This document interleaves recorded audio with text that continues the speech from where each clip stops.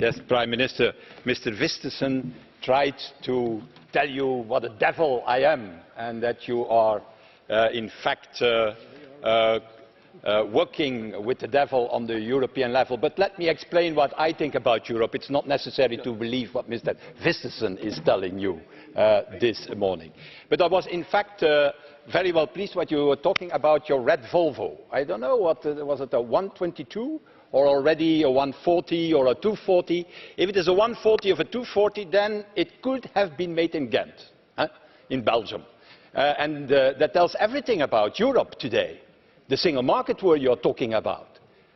It's a Swedish car used by a Danish Prime Minister to go, built in Belgium, to go to the Berlin Wall. And that is in fact what I'm so pleased in the way you talked about the future of the European Union. The future of the European Union is not that image, that centralistic nightmare that Mr. Vistesen is telling us. I'm very much pleased by what you have told us today.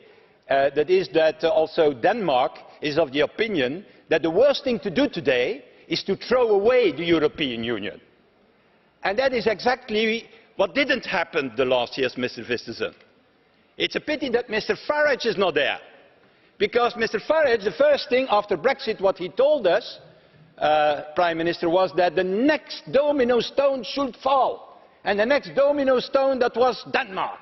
After Brexit, we should have seen immediately a Dexit. That was what he was telling us here 2 years ago. And what we have seen is exactly the opposite. That is, there was no Dexit. No, in the Eurobarometer of today, the Danish people are in favour of the European Union.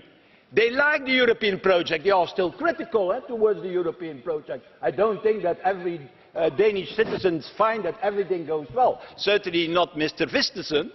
But in any way, they are saying we are not so stupid to go outside of the European Union. Let's reform the European Union. That is the message of the Danish people, like I see it in the Eurobarometer, and like I hear it not only in Denmark, but in many countries of the European Union when we are talking about the future. And what we have to do now, Prime Minister, and that's in opposition to Mr. Vistesen, who wants everything as a conservative, so nothing may change for him, otherwise you're not a conservative. Well, what we have to do now is to take the lesson of Brexit seriously. Not to say, oh, Brexit, it's only the UK going out, and let's go forward like we do in the past. No, take the lessons from Brexit, because the UK leaving the European Union is not an enormous success. It's a failure of the European Union.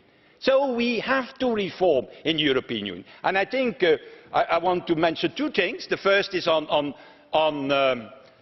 the so-called European army, like Angela Merkel called it. I think that Mr. Weber has given all the arguments why we need a foreign policy, why we need a European army, and Mr. Vistesen has nothing to do with killing the NATO. For me, the European army is the European pillar of the North Atlantic Treaty Organization, and is absolutely not in opposition. But we have to stop the waste of money on defense in Europe. We are spending 40% of the American army. We are only capable to do 10% of the operations of the American army. We are spending 3 times more than the Russians on defense, on military in Europe. 3 times more. But I'm not sure, Prime Minister, that if the Russians come this side of our borders, we are capable to stop them without American help. And my second point is about the single market. We need the single market to complete it. You are totally right. We have a single market for Belgian chocolates. Very good. We have a single market for French champagne. Good also. We have a single market for German cars. Fine. We have a German market for Danish design. I'm not talking about IKEA now. I'm talking about real design, especially in Denmark. But we have not a single market for the services of the future. We don't have telecom, we don't have digital, we don't have the capital markets, and that can only be realized when we have a single regulator in Europe. At the time we got one standard for mobile, you remember that? GSM standard, European standard. We got champions in Europe. We got Nokia, we got Ericsson. At this time we don't have European standards, and From the 200 biggest high-tech companies, there are only 8 Europeans. For the 20 biggest high-tech companies worldwide, none European. So I want to support you in your endeavour to create this digital single market as fast as possible, and to do it with one regulator. And finally, on the values, also there Denmark has to play a role. Manfred, we cannot go forward with the illiberal tendencies in the European Union, and there also Denmark will play a key role. Thank you very much, Prime Minister.